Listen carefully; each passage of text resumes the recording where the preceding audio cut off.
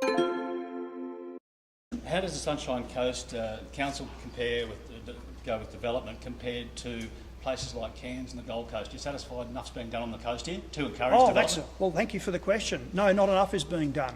And I made that very clear to the Deputy Mayor yesterday in a forthright and frank manner, and to the Chief Executive Officer of the Council.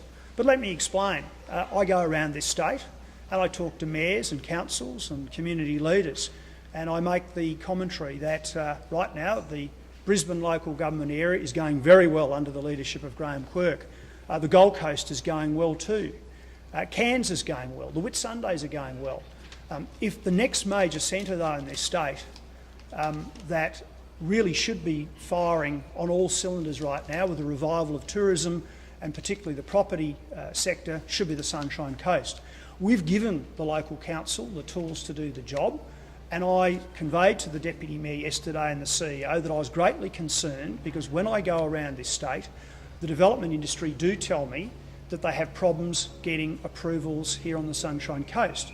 Now, I would just suggest that the Sunshine Coast Council take this on board. I'm sorry the Mayor's not around to directly talk to, but I talked to the Deputy Mayor, as I've said. I would like the Sunshine Coast to take this on. The Deputy Mayor didn't seem to think this was the case, so I rang a property developer I knew, as it happened yesterday afternoon. I said, tell me about the Sunshine Coast Council. And he said, well, look, it's like this, Premier. I have 690 apartments that I'm currently building or about to build in Brisbane. I have none on the Sunshine Coast, and yet I used to do a lot of development here.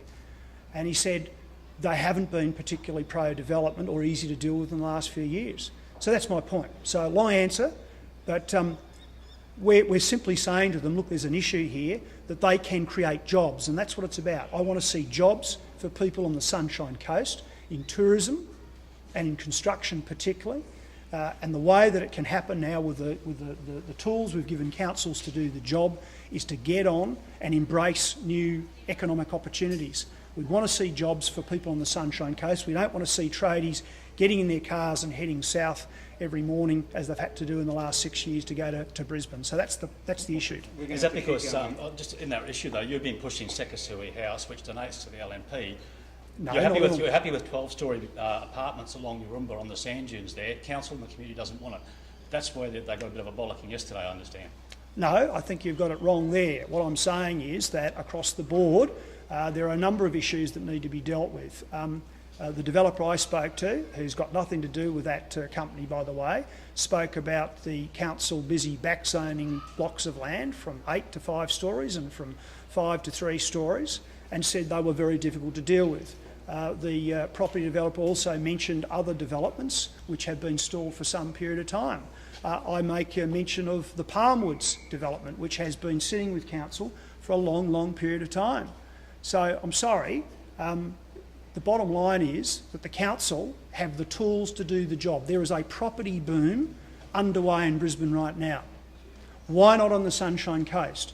Why is the Gold Coast seeing such a revival in tourism? Why are there cranes on the skyline in John Paul's electorate and adjoining electorates when it's not happening here? Well, we've given the council the tools to do the job. With the greatest respect, they need to get on and deliver.